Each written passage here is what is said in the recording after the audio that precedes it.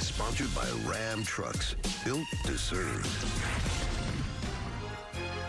The Fall Classic starts tonight on Fox. World Series Game 1. We got Hall of Famer John Smoltz joining us to preview all angles of Braves-Astros leading up to first pitch. That'll be a fun conversation.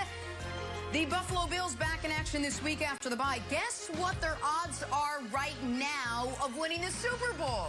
Pro Bowl receiver Emmanuel Sanders joins us at 8:30. Tell us what's working with his team up in Buffalo. And can the 3-4 Kansas City Chiefs still get this season turned around? Good Tuesday morning, everyone. Welcome to First Things First. Jenna Wolf alongside Nick Wright, who's had a couple hours to ponder things. Chris Broussard, Kevin Wilds. All right, Nick, it has been about 24 hours since that. I'm going to call it a Chiefs debacle. We good now? We babied you yesterday. Are we good now?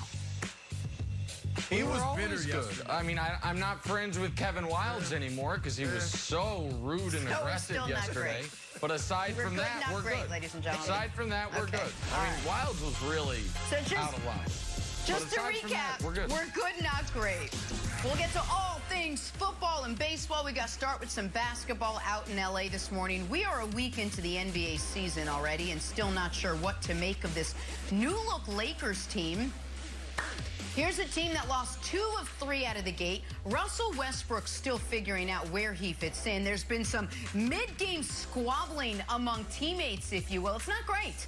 Not what we expected, and certainly not what Sports Illustrated expected either. They ranked the Lakers all the way down at 20th in their first NBA power rankings. Nick, I know you're already dealing with the Chiefs. I'm not one to add to your stressful week, but what is going on here? Are people overreacting or underreacting to the Lakers' slow start?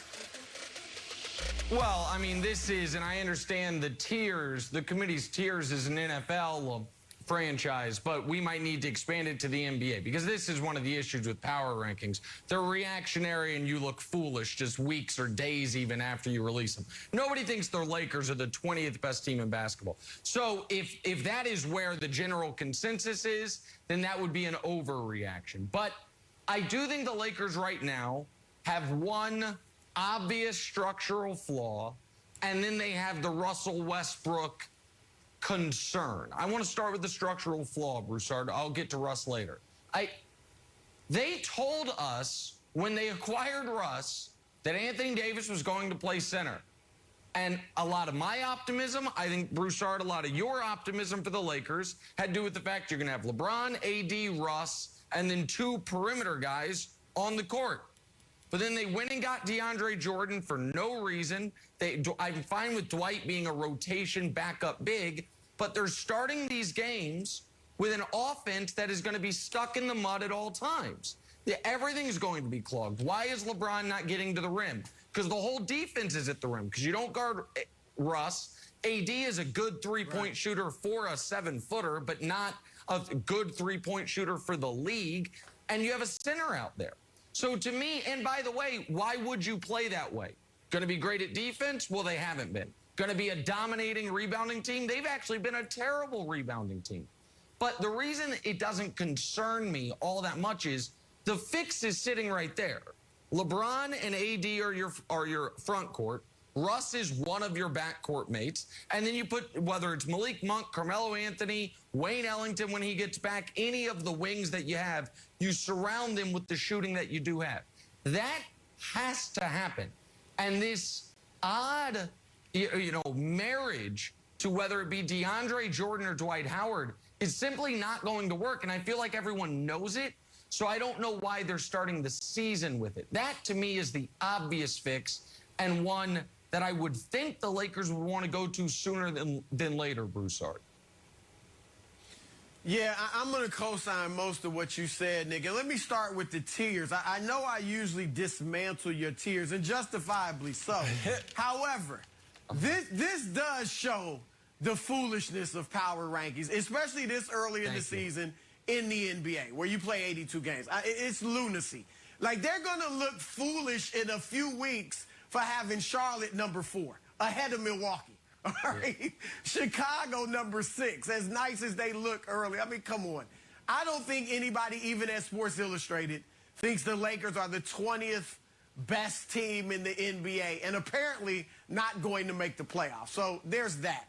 But to what you said, you're right. They need to start playing Anthony Davis at center, and I think they will. I mean, this can't go on because you are getting absolutely no benefit from playing big. Like you said, the rebounding's been poor, and the defense has been horrendous. If there's one major surprise right now with the Lakers, you can't be surprised about Westbrook, right? About it being a struggle, about this being a tough adjustment. We all knew that. All right, Russell Westbrook is the most volatile player in the league, up and down, and you're seeing all of it.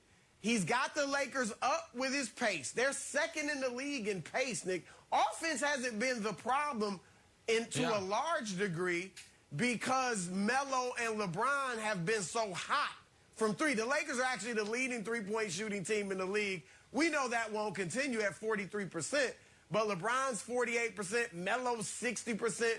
Once they come back to normal, that's when you'll see more of the Lakers' problems. But Westbrook's adjustment has been very tough. He's shooting 9%. That's not, I didn't misspeak. 9% from three. He's got a PER of 6.6. Okay? And look, against Memphis, you saw the good. He dropped some dimes. He's passing it better than I even thought he could early in that Memphis game. But then he had 13 assists, but at the same time, he has 9 turnovers. So that's not a surprise. But whilst the defense has been most surprising, they don't look like they can keep up with younger, faster opponents. And that's going to be a major challenge for them, especially if they insist on starting DeAndre Jordan or playing Dwight Howard a lot. Those are the two centers. Go with AD at the center and get some guys that can guard the perimeter better out there, and that'll fix a lot of their problems. Well, look, I think if they play good defense, they're about to rattle off 4 wins in a row. They've got Spurs, Thunder, Cavs, Rockets here. Those teams are combined 4-9. If they play good defense and they sort of let Melo play a little bit less, and Nick, I know we love Melo. We both are, love to see Melo hitting jumpers. The reason that Melo was out of the league is not because he couldn't hit jumpers. He can still hit shots. It's because he couldn't play defense. When you were the big guy on this last year, you were like, Lakers defense wins championship. I know it's a small sample size, but can we show the numbers of the Lakers defensive rating? Specifically, their second chance points. Memphis was all over the boards getting a bunch of second chance points. I don't think AD is going to move to center. It's one thing that's consistent about him. He said he doesn't like playing center. The idea that all of a sudden he's going to want to play center. So do you think this is a major concern or just too small of a sample size, Nick?